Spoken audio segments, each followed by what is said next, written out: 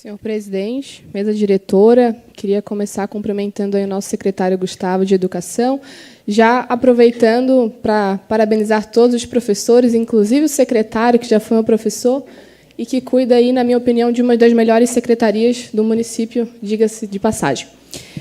Coincidentemente, o que me leva à tribuna hoje é falar sobre educação, mas em duas áreas diferentes. Eu queria começar agradecendo todos os meus eleitores e apoiadores que acompanham o meu mandato, querem acompanhar com transparência. E muitos sabem que, início do ano, ali por março, a deputada Ana Campanholo contemplou Biguaçu com a primeira emenda do meu mandato, com 200 mil. Até assim que eu recebi a notícia, fui até o secretário Gustavo, falei, secretário, onde pode ser o melhor lugar para enviar essa emenda? E ela foi destinada para a construção de 2 quadras, uma no Sem Cecília e outra no Sem Celina. E acontece que essa emenda estava demorando um pouco para cair. E eu fui cobrar o gabinete da deputada. Deputada Amanda, que é quem cuida da área, o que está acontecendo que a emenda não está caindo? E aí que ela me mandou o link, né, que muitos devem conhecer, que existe o SGPE, que é onde a gente consegue acompanhar. No dia 23 de setembro, estava aguardando a liberação financeira.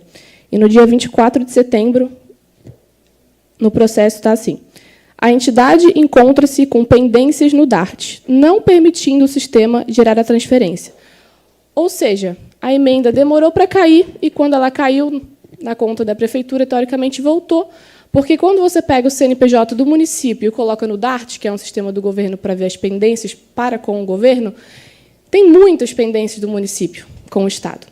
Pendências de quase mais de 9 milhões de faltas de prestação de contas do município com o Estado, o que está impedindo que esse dinheiro da emenda caia na conta da prefeitura.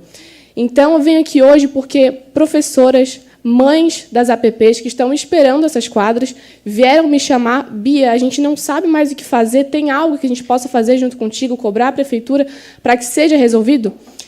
E para não dizerem que é perseguição minha, eu fui à prefeitura umas 3 vezes para realmente ver se é isso que eu estava vendo no site do Estado.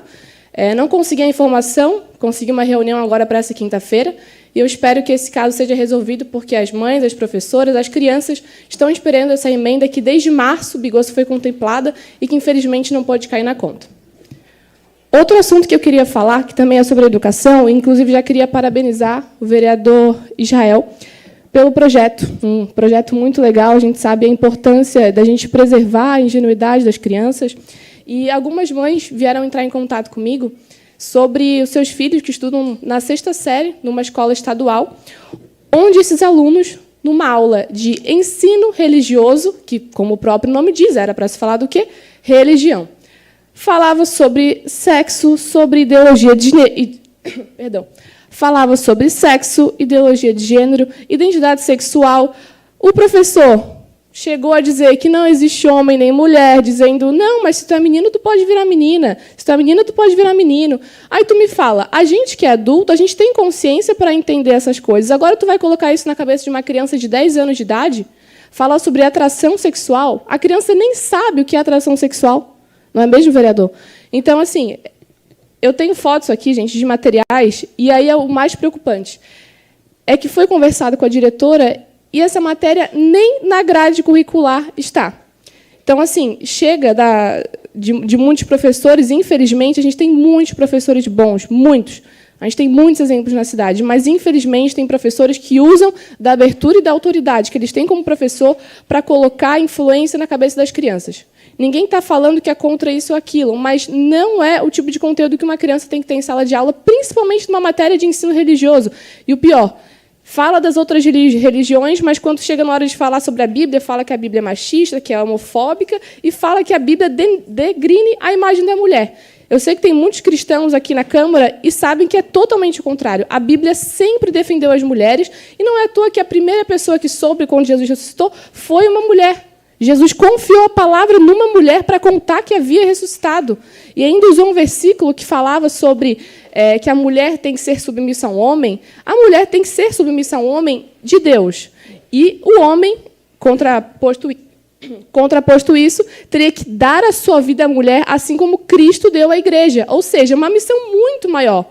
Ele não tem que ser submisso à mulher como a mulher tem que ser o homem. Ele tem que dar a sua vida por ela, assim como Cristo deu. Então, é muito triste ver professores... Mais um minuto, presidente. Ver professores usando a sala de aula para espalhar realmente desinformação e colocar inverdades na mente das nossas crianças. Obrigado, vereadora Bia Borba. Parabéns por trazer esse assunto na tribuna no dia de hoje. Isso é algo muito preocupante. Crianças de 10 anos, né, ser doutrinada sobre sexualidade numa aula de religião. Na minha época, nas nossas épocas, era bem diferente, né, o ensinamento. E a gente, como legislador, a gente, como cristão, né, a gente precisa entender, a gente precisa fiscalizar isso, porque isso não pode, né, nem estar na grade, né, curricular nessa matéria. Como é que um professor traz um assunto desse para uma sala de aula, uma escola estadual, né, como a vereadora aqui relatou? Então, é sobre isso que a gente tem que atentar, a gente tem que ter o entendimento que pode ter aula de religião, mas tem um caminho, né, tem a matéria certa para falar. Não falar sobre ideologia de gênero. A sexualidade é muito cedo, uma criança de 10 anos. Isso também vai ao encontro do meu projeto, né, contra a erotização de crianças e adolescentes na nossa cidade.